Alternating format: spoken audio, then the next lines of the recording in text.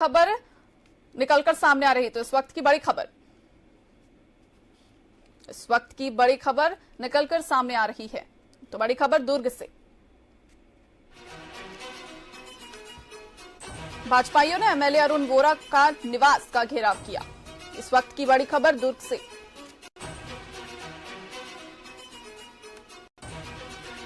PM Awas Yojana पर रोक और दुर्ग में भ्रष्टाचार की बात को लेकर घेराव।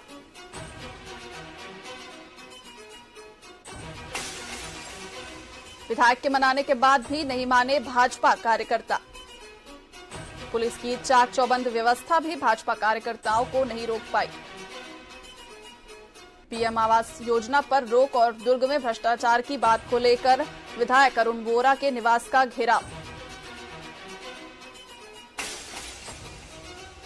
भाजपाइयों ने एमएलए अरुण वोरा निवास का किया घेराव। पीएम आवास योजना में रोक और दुर्ग में भ्रष्टाचार की बात को लेकर घेराव किया है। और इस पर अधिक जानकारी के लिए सीधे चलते हैं हमारे संवाददाता सुबोध तिवारी की ओर, जो वहां से लाइव जुड़ रहे हैं। सुबोध, विधायक अरुण वोरा के निवास का भाजपाइयों के द्वारा घेराव किया गया, क्या कुछ उनकी बातें हैं?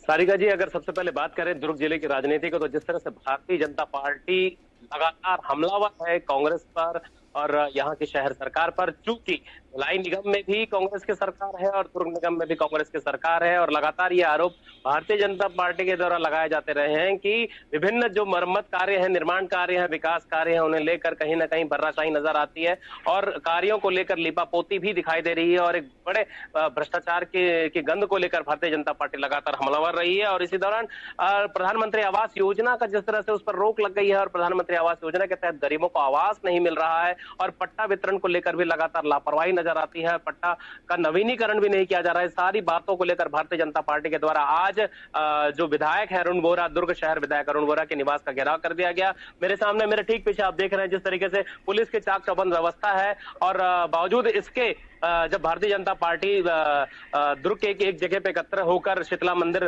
प्रांगण में इकट्ठे होकर जब वापस यहाँ पर घेराव करने आने वाले थे, तभी विधायक अरुण वोरा ने उन्हें मनाने की बहुत कोशिश की, उन्हें मिठाई भी खिलाई और उन्हें मनाने की कोशिश की कि यह विकास का कार्य है, इसमें साथ होकर चलिए। पर भारतीय जनता पार्टी के नेता तो अपने बातों पे अडिग थे, अपने ऐलान पे अडिग थे और उन्होंने लगातार अपनी इस पूरी प्रक्रिया को अंजाम देते हुए सीधे यहाँ पद्मनापुर निवास, जो अरुण वोरा जी का निवास है, यहाँ पहुंच गए। और एक तरफ जहां पुलिस व्यवस्था, चाक चौबंद व्यवस्था देखी गई, वहां दूसरी तरफ एक छोटी सी ढिलाई देखी गई, जिसकी वजह से भारतीय जनता पार्टी के कार्यकर्ता सैकड़ों की संख्या में यहां प्रवेश कर गए। जी सारिका जी।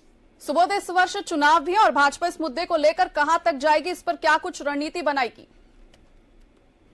देखिए, अगर बात करें चुनावी वर्ष को लेकर, तो जिस तरीके से भारतीय जनता पार्टी हमलावर है, उससे साफ जाहिर होता है कि कहीं ना कहीं प्रदेश की सरकार है, सूबे की सरकार है, उस पर भारतीय जनता पार्टी हावी होती नजर आ रही है। लगातार समस्याओं के समाधानों को लेकर जिस तरह से नजरअंदाजगी देखी जा रही है और विकास कार्यों को लेकर भर्राशाही देखी जा रही है, वहीं और साथ में अगर शहर सरकार की बात करें तो शहर सरकार के द्वारा भी किसी भी तरीके से समस्याओं का पूर्ण रूपेण समाधान नहीं निकाला जा रहा है। ऐसी बातें भारतीय जनता पार्टी के साथ आम जनता भी नाखुश है ऐसी बातों को लेकर, और इसी का फायदा भारतीय जनता पार्टी आगामी विधानसभा चुनाव में उठाती दिख रही है। जी बिल्कुल सुबोध, तमाम जानकारियों के लिए आपका बहुत बहुत धन्यवाद। तो दुर्ग में भाजपाइयों ने एमएलए के घर का घेराव